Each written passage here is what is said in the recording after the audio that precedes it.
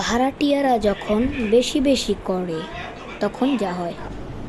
Hello, হ্যাঁ চৌধুরী সাহেব, আপনাদের ঘরে একটা সমস্যা দেখা গিয়েছে।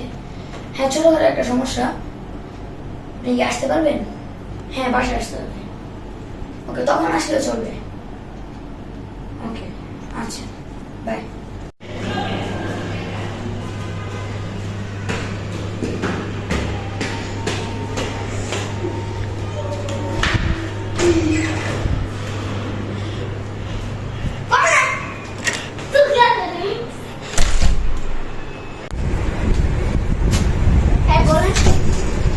আচ্ছা, এই এসিটা নষ্ট হয়ে গেছে, এসিটা ঠিক করে দেবো।